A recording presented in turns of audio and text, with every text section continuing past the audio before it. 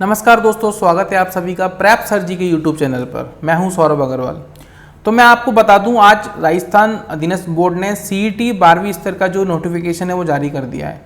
तो हम जानेंगे इस नोटिफिकेशन के अंदर मेन क्या क्या बातें हैं, क्या क्या आपको याद रखनी है और कौन कौन सी भर्तियों के लिए सीईटी की 12वीं स्तर की परीक्षा लगने वाली है। ठीक है, तो देखिए, जैसा कि ये नोटिफिकेशन का ही पार्ट है जो आज 29 अगस्त को जारी हुआ है, हम देखते हैं कि किन किन पदों के लिए यहाँ पर सीईटी आयोजित होने वाली है। सबसे पहला यहाँ पर है वनपाल जो कि राजस्थान वन अधीनस्थ सेवा के अंतर्गत आती है। वनपाल की भर्ती सीईटी में होने वाली है। मैं आपको बता दूं कि वनपाल के लिए काफ़ी अच्छी संख्या में बच्चे तैयारी करते हैं। पिछली बार जो वैकेंसी आई थी उसमें लगभग 14 से 15 लाख बच्चों ने वनपाल की भर्ती का एग्जाम दिया था।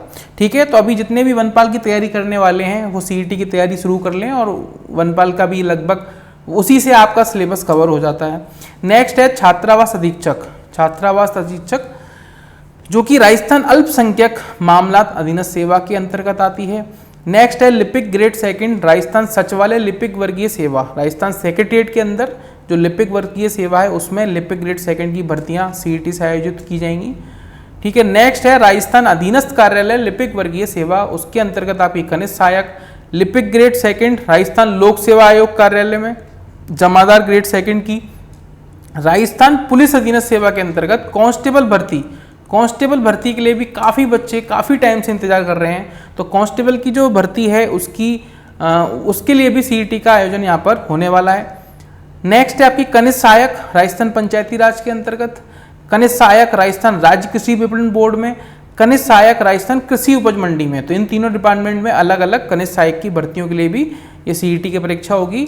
नेक्स्ट है आपकी लिपिक ग्रेड सेकंड जो कि माध्यमिक शिक्षा बोर्ड राजस्थान कर्मचारी सेवा विनिमय के अंतर्गत आती है। ठीक है, और लास्ट है आपकी कनिष्ठ सहायक राजस्थान राज्य प्रदूषण नियंत्रण बोर्ड कर्मचारी सेवा नियम एवं विनिमय। तो ये 12 प्रकार की यहाँ पर आपको भर्तियां दे रखी हैं जिनके लिए सीईटी 2024 का आयोजन होने जा रहा है। ठीक है, तो हम देखते हैं इस नोटिफिकेशन की मेन बातें जो आपके काम की हैं, चाहे वो फॉर्म को भरने को लेकर हो, एज को लेकर हो, एलिजिबिलिटी को लेकर हो, या क्या पूरा प्रोसेस रहने वाला है उसको लेकर हो। ठीक है, तो हम बात करते हैं सबसे पहले ऑनलाइन आवेदन करने के लिए सभी अभ्यर्थियों को क्या करना पड़ेगा। तो देखिए, बोर्ड के ऑनलाइन पोर्टल rsmssb.rajasthan.government.in पर आप जाएंगे, अथवा तो वहाँ पर रिक्रूटमेंट एडवर्टीजमेंट में आप जो लिंक है उसको क्लिक कर सकते हैं, या आप डायरेक्ट एसएसओ पोर्टल को भी ओपन कर सकते हैं। एसएसओ पोर्टल जो राजस्थान का सिंगल साइन ऑन पोर्टल है, लगभग मैं मानता हूँ जितने भी बच्चे तैयारी कर रहे हैं उनके सबके पास एसएसओ आईडी होगी, क्योंकि उन्होंने पहले भी कई तरह के फॉर्म भर रखे होंगे। और अगर कुछ बच्चे नए हैं तो वो एसएसओ पर जाकर अपना अकाउंट क्रिएट कर लें। अब अकाउंट क्रिएट करने के बाद आगे क्या करना है वो हम जानते हैं। ठीक है, लॉगिन करने के उपरांत सिटीजन ऐप यानी कि G2C में उपलब्ध रिक्रूटमेंट पोर्टल, किसमें रिक्रूटमेंट पोर्टल होता है उसके अंदर एक आपको मिल जाएगा, वहाँ पर रिक्रूटमेंट पोर्टल के अंदर आप जाएंगे। ठीक है, तो पोर्टल का चयन करना होगा, इसके बाद अप्लाई नाउ पर क्लिक करना होगा। पूर्व में OTR नहीं हुआ है तो देखिए, सबसे पहले तुम देखते हैं कि OTR क्या होता है। OTR होता है वन टाइम रजिस्ट्रेशन। ठीक है, वन टाइम रजिस्ट्रेशन यानी कि आपको एक बार उसमें पंजीकरण करना होता है। अब इस OTR के अंतर्गत क्या क्या चीज़ें होने वाली है, एक बार ये पंजीयन शुल्क जमा कराना होगा। पंजीयन शुल्क कितना है वो अभी हम आपको बता देंगे। ठीक है, और एक बार ये पंजीयन शुल्क का मतलब आपको सभी भर्तियों के लिए सिर्फ एक बार पेमेंट जमा करना है, उसके बाद आप सभी भर्तियों में कोई अलग से पेमेंट आपको नहीं दिया जाएगा। ठीक है, OTR eKYC, अब आपको एक eKYC और यहाँ पर करनी पड़ेगी। eKYC के लिए क्या करना होगा, जैसे आपने वन टाइम रजिस्ट्रेशन तो कर लिया, फिर आपको उस वन टाइम रजिस्ट्रेशन का एक eKYC करना होगा। तो उसके अंतर्गत दो चीज़ें हैं eKYC के अंतर्गत। सबसे पहले तो आपको फोटो सेक्शन में जाके अपना लाइव फोटो वहाँ पर अपलोड करना होगा। मान लीजिए आप लैपटॉप चला रहे हैं या आप अपना कोई कंप्यूटर चला रहे हैं, तो लैपटॉप में तो कैमरा होता है और कंप्यूटर के अंदर आप वेबकैम लगा के कर सकते हैं। तो आपको अपना एक लाइव फोटो वहाँ पर कैप्चर करके अपलोड करना होगा। साथ में वहाँ पर एक सैंपल दे रखा है, राइटिंग सैंपल, जिसमें आपको अपनी हैंड राइटिंग में हिंदी इंग्लिश में उसको फिल कर साइन कर और डेट वेट सब चीज़ें डाल के वापस से उसको अपलोड करना होगा उसी जगह पर। ठीक है, ये करने के बाद आपकी eKYC कंप्लीट हो जाएगी। ठीक है, और आपका वन टाइम रजिस्ट्रेशन हो जाएगा। और अगर आपने पेमेंट पहले नहीं किया है तो आप वहाँ पर पेमेंट कर देंगे। तो ये पूरी प्रोसेस करने के बाद आपको क्या होगा, वन टाइम रजिस्ट्रेशन आपका हो जाएगा। फिर उसके बाद आप किसी भी फॉर्म को बड़ी आसानी से यहाँ पर भर सकते हैं एसएसओ के ऊपर, ठीक है। तो ये जो सारा प्रोसेस है आप इसको अच्छे से करें, और चाहे तो अगर आप कमेंट में मुझे बता दें तो मैं आपके लिए इसका एक अलग से वीडियो बना दूंगा कि OTR हमें कैसे करना है, ठीक है। ठीक है साहब, अब देखते हैं हम एक बार ये पंजीयन शुल्क अपना कितना आपको जमा करना है, किसको कितना देना है। तो देखिए यहाँ पर आप जो वन टाइम पेमेंट है उसको या तो आप किसी ई-मित्र सेंटर से जाके जमा कर सकते हैं, या आप खुद भी अगर online banking, online net banking सारी चीज़ें करते हैं तो आप खुद भी उसको कर सकते हैं। आपको कोई अलग से ऐसे ई-मित्र वाले की आवश्यकता नहीं है। तो यहाँ पर सामान्य वर्ग, क्रीमी लेयर श्रेणी के अन्य पिछड़ा वर्ग, अति पिछड़ा वर्ग के जो आवेदक हैं उनको यहाँ पर 600 रुपये जमा कराने हैं, और नॉन क्रीमी लेयर श्रेणी के अन्य पिछड़ा वर्ग, अति पिछड़ा वर्ग, आर्थिक रूप से कमजोर वर्ग यानी कि EWS वाले कैंडिडेट, अनुसूचित जाति और अनुसूचित जनजाति के जितने भी आवेदक हैं उनको यहाँ पर मात्र 400 रुपये जमा कराने हैं वन टाइम पेमेंट के लिए। और बात करें समस्त दिव्यांगजन हेतु तो उनको भी यहाँ पर 400 रुपये करने हैं, और ये आपका वन टाइम पेमेंट रहने वाला है, ठीक है।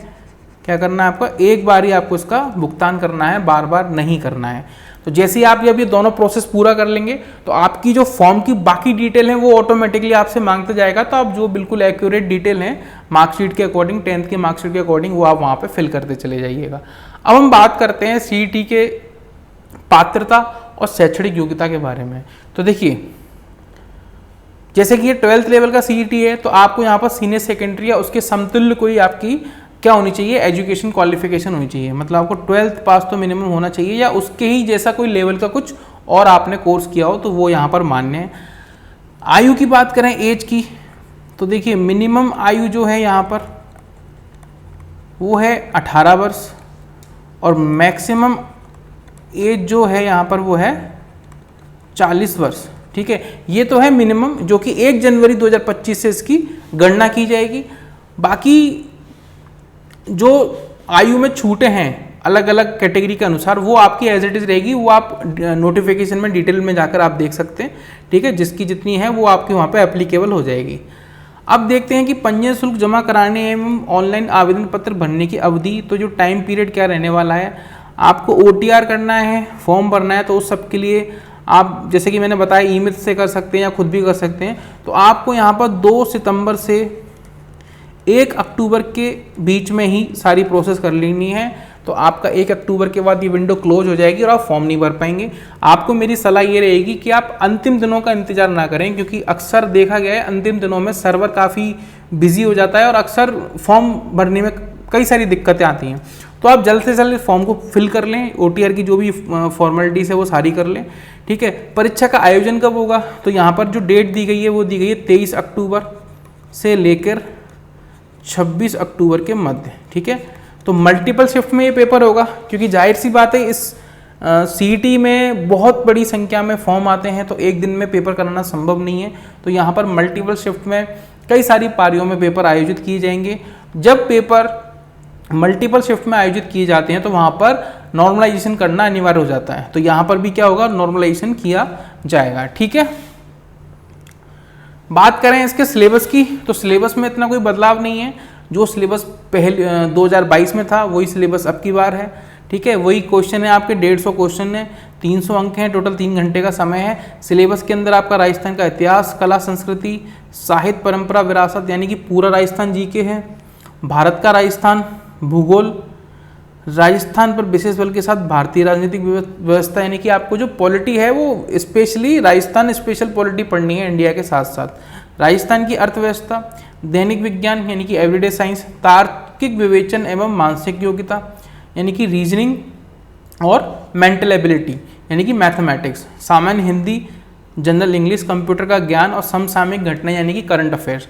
तो लगभग इसमें कोई भी टॉपिक ऐसा नहीं है कि जो रह गया हो, लगभग सारे जनरल टॉपिक इसके अंदर कवर हो जाते हैं। यही लगभग सिलेबस आपका CET ग्रेजुएशन लेवल का रहता है, ठीक है।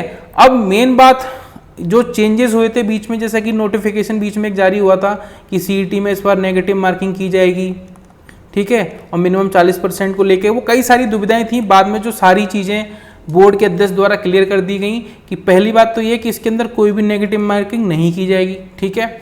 चाहे सीईटी सीनियर सेकेंडरी लेवल का हो, चाहे सीईटी ग्रेजुएशन लेवल का हो, नेगेटिव मार्किंग इसमें नहीं की जाएगी। दूसरी बात, यहाँ पर जो मिनिमम परसेंटेज का क्राइटेरिया है वो 40% फिक्स है। 40% है आपका जनरल के लिए, बाकी अदर कुछ कैटेगरी में 35% भी है। तो 40% का मतलब आपको जो 150 प्रश्न हैं उसमें से इसका अगर 40% निकालें तो 60 प्रश्न आपके पूरी तरह सही होने चाहिए, या अंक की बात करें तो आपके मिनिमम 120 अंक होने चाहिए। तो जिनके 40% अंक इसमें आ जाएंगे वो जितनी भी भर्तियों के बाद में नोटिफिकेशन आएंगे उनमें बैठने के पात्र होंगे, अन्यथा नहीं होंगे। ठीक है, तो ये चीज़ आप अच्छे से याद रखें। सीईटी अब देखा जाए सीनियर सेकेंडरी में ज़्यादा दिन नहीं बचे हैं, 55 से 60 दिन बचे हैं, और ग्रेजुएशन लेवल में मात्र लगभग 30 दिन ही बचे हैं। ठीक है, तो जो लोग भी सीईटी की तैयारी कर रहे हैं, सीईटी का पेपर देने वाले हैं, अपनी तैयारी को एकदम जोरों शोरों पर कर लें। एग्ज़ाम तय समय पर भी होगा। बोर्ड अध्यक्ष में कई बार कह चुके हैं कि एग्ज़ाम जो है वो डेट चेंज नहीं होगी, तो अपनी तैयारी को जारी रखें। अगर आपको ये वीडियो अच्छी लगी हो, इन्फॉर्मेशन अच्छी लगी हो, तो आप हमारे चैनल को सब्सक्राइब करें, प्रेप सर जी को। एक अनाउंसमेंट ये है कि सीईटी के जितने भी प्रीवियस ईयर के पेपर हैं, चाहे वो सीनियर सेकेंडरी के हो, ग्रेजुएशन लेवल के हो, तो उन पेपर का डिटेल एनालिसिस लेकर मैं बहुत जल्द आपके सामने लेकर आने वाला हूँ। Specially math, reasoning, English, computer के क्वेश्चंस को मैं बहुत अच्छे से यहाँ पर डिटेल में बताने वाला हूँ कि कैसे कैसे मैथ्स को कैसे सॉल्व करना है, रीजनिंग में कैसे करना है, इंग्लिश कई बच्चों की दिक्कत रहती है। तो वो सारे पुराने पेपर को हम उठा के और सिलेबस से मैच करके देखेंगे कि जो सिलेबस है उसके अकॉर्डिंग किस लेवल का पेपर यहाँ पर सेट होता है, तो उसमें आपको काफ़ी हेल्प मिलेगी। तो अब मेरे चैनल से जुड़ जाएं फटाफट से, प्रेप सर जी को सब्सक्राइब कर लें यूट्यूब चैनल को। तो फिर मिलते हैं अगले वीडियो में, तब तक के लिए आप सभी को ऑल द बेस्ट।